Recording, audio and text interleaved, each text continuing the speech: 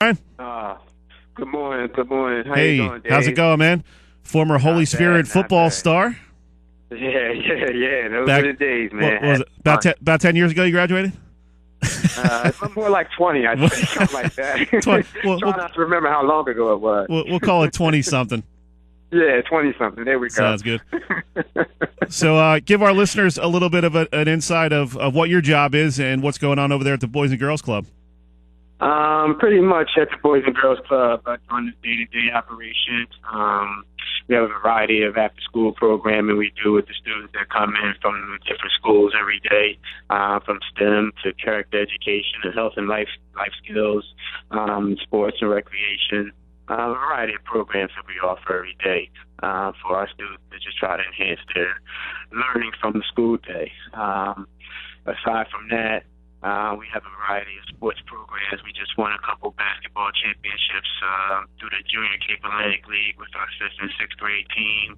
And then our 7th and 8th grade boys team also won the Junior Cape Atlantic League championship. Going into the spring, we're preparing to join a Little League Baseball League with the Chelsea team from the Police Athletic League, some other local city teams. We're just it's our first year doing that, so should be interesting. Looking forward to it, and we'll see where we go from there. It should be a great summer for us to play baseball. Now you got your hands full over there. I was there earlier this week, and there are a lot of kids coming through there in the afternoons. So what's it like on a daily basis? Just trying to keep everything organized. Every day's different. We're dealing with kids from kindergarten to 8th grade, doing from 3 to 6, and then from 6 to 8, we bring in the high school students to have their opportunity to do programming and sports in the evening from 6 to 8 p.m. So, every day's different. Some days are more challenging than others, but we make it work. Great staff, great executive that keeps things rolling along, and we just try to provide a great experience for the students. We give them a snack as soon as they come in from after school, and then we feed them dinner from 5 to 6. So, and we took some field trips on occasion, and we just stick together, work together as a team, and provide a great experience for the students. We're talking with Brian Little, who's the director of the Atlantic City Boys and Girls Club. Now, Brian, this is a huge part of people's lives, especially hardworking parents who maybe can't be with their kids until maybe 5 or 6 at night. This gives kids a great opportunity to go somewhere after school where they're in a safe environment and can get, like you said, some life skills as well as something good to eat and also get involved with some sports and kind of shoot some hoops or whatever they feel like doing. So it's really a cool thing. Talk about that a little bit and how much it means to these parents to have a place where they can send their kids where they know they're getting, some quality instruction as well as being safe and off the streets and all that kind of stuff. I mean, that's the beauty in the program we have at the Boys and Girls Club. By the time the parents come home, pick them up out between 5 and 6 or even later, sometime into the evening hour when they pick their kids up, all they really have to do when they get home is give them a bath and, have a few conversations, maybe watch some TV, and then, put them to bed and get ready for the next day. We offer a homework hour, which, takes care of that on the parents' behalf, and then, also the dinner and the snack. So those things are taken care of by the time the parent gets to the club to pick them up. You have a little quality time with your kid when you get home and put them in the tub and get them ready for bed and then go on to the next day. So we provide a great service for parents, and they appreciate it a lot, and we appreciate the parents just being involved with their kids and allowing them to participate at the Boys and Girls Club. Now, what are the responsibilities of the kids? I mean, I guess you have to let them know, hey, this isn't a free-for-all. There's rules. There's things you have to get done.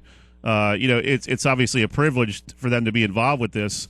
How much do you talk to the kids about that in terms of getting their work done and staying organized and doing the right things? I mean, just for the fact that we offer structured programming just gives the children an opportunity to kind of follow some rules and, stay in line with what they kind of do in school and, stay committed and on track with what they have to do on a daily basis. So just being able to kind of keep things in order and, have some rules and some structure that they kind of have to continue on with the day definitely helps them, grow and mature the right way, and hopefully leads them into a great future and gives them opportunities to, move on in their school year and on to the next year and set plans and goals to move on from elementary school to high school into college or into trades or whatever their future might hold for them. College may not be for everyone, but we try to, instill those skills and the opportunities for them to prepare for college, as well as offering a variety of trades and through some of our music programs and, construction skills, and some teaching them a variety of other, skills that they might be able to look into as a future for them if they do not decide to go to college. We're talking with Brian Little, director of the Atlantic City Boys and Girls Club.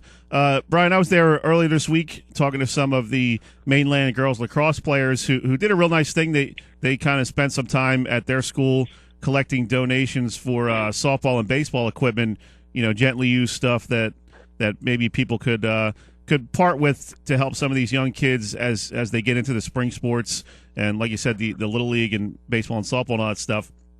So it was really cool to see these high school kids going out of their way, and they do it kind of in honor of one of their friends, Ashley Cook, who passed away last year from a car accident. So they're trying to keep her memory alive, and really a neat thing that they're doing for you guys in terms of, organizing themselves to do something good for kids that are younger and might need these types of equipment. Dave, you were there. You were there earlier this week or last week, and it was a great thing those young ladies did, along with Miss Donna, just to collect the different athletic equipment that those guys dropped off to the Boys and Girls Club. Was a great thing they did, and we really appreciate it. It's something they do, I think, annually, and this year they decided to offer those things to us.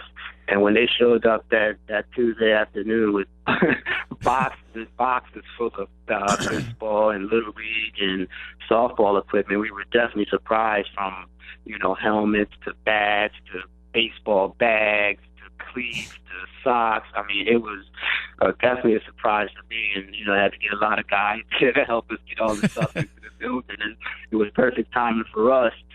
Just because, like I said, we're going into the spring, we're starting our baseball season, and just to be able to provide some of the kids that, might not have some of those things, the opportunity to just get them from us and be able to participate in, the program without having to go out and shop for some of those things that they might not have, the funding for, the financial opportunity to go and get. So just having it ready and available is going to be great for us, and we definitely appreciate the young ladies and all the efforts that they put forward to, be able to go out and collect donations. And, on behalf of Ashley, we definitely appreciate everything that those young ladies did for us.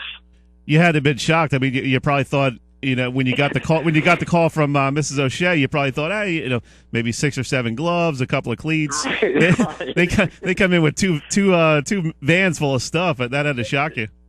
Yeah, 2 vans full of equipment. I mean, it was really a shock to me. And like I say, we really appreciate the girls' effort and, for what they're doing on behalf of Ashley, and, supporting her and keeping her memory alive is a great thing. And, offering it to us in the community and, organizations that, may not have those things or be able to afford to get them. That's how you operate with funding, and sometimes things fall short, but the thing that they're doing is great, in the community, and being able to give kids an opportunity to go on and participate in some sports that they might otherwise not have the opportunity to do so.